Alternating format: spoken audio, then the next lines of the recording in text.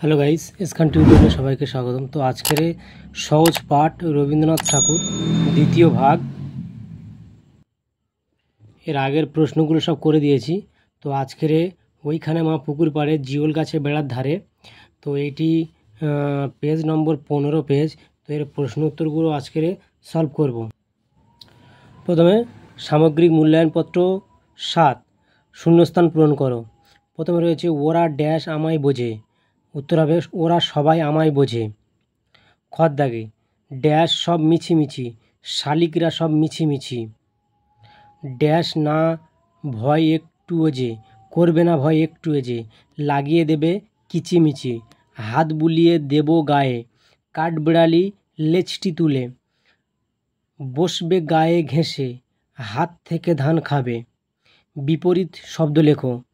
ক কাজে অকাজ, খ দেব দেব না, গ যাবে আসবে, ঘ আছে নেই, ঙ ছোট্ট বড়, চ শুকনো ভিজে। 3-এর দাগে রয়েছে বাক্য রচনা করো। 3-এর দাগে বাক্য রচনা করো। তো প্রথমে রয়েছে বনবাসী।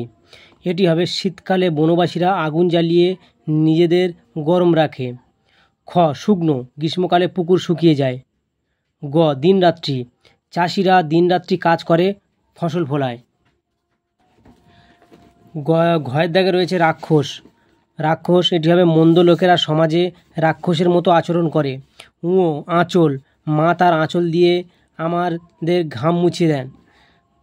চারের দাগে রাক্ষস শব্দে যুক্তাক্ষর আছে ক্ষীয়, কোয়া যোগ পেটকাটা মধ্যাংশ।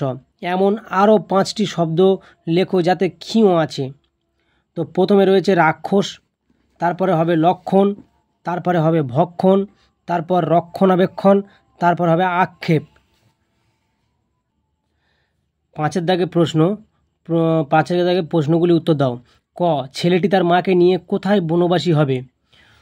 উত্তর হবে জিওল গাছের বেড়ার ধারে। এটি আমি খাতাতে করে দিয়েছি। খ মা কি করলে হরিণরা আসবে? হরিণরা এসে কি করবে? হরিণদের কেমন দেখতে? এটির উত্তর হবে মা আঁচলেতে খই নিয়ে সেই দ্বারে এসে দাঁড়াবে, অমনি হরিণরা আসবে। হরিণরা সব মাটিতে লুটিয়ে পড়বে পায়ের কাছে এসে। শিংগুলো সব আঁকা বাঁকা, গায়েতে দাগ চাকা চাকা। গয়ের দাগে প্রশ্ন। কাঠবিড়ালি কি করবে? উত্তর হবে কাঠবিড়ালি লেজটি তুলে হাত থেকে ধান খাবে। ঘয়ের দাগে ময়ূর কোথায় নাচ দেখিয়ে যাবে? উত্তর ময়ূর কোথায় নাচ দেখিয়ে যাবে? ময়ূর ফলসা বনের গাছে গাছে ময়ূর এসে নাচ দেখিয়ে যাবে। উঁয়োর দাগে প্রশ্ন। বাঘ ভাল্লুক কেউ কাছে আসবে না কেন? উত্তর কারণ দিন রাত্রি কোমর বেঁধে পাহারা দিতে থাকবে। পাহারা দিতে থাকবে। 6-এর দাগে ওইখানে মা পুকুর পাড়ে কবিতার প্রথম 8 লাইন কবির নাম সহ মুখস্থ লেখো। তো এটির কবির নাম রবীন্দ্রনাথ ঠাকুর। এটি আগে বলে দিচ্ছি। তো এর 8 লাইন বলছি। ওইখানে মা পুকুর পাড়ে জিওল গাছের বেড়ার ধারে, হোতায় হব বনবাসী কেউ কোথাও নেই।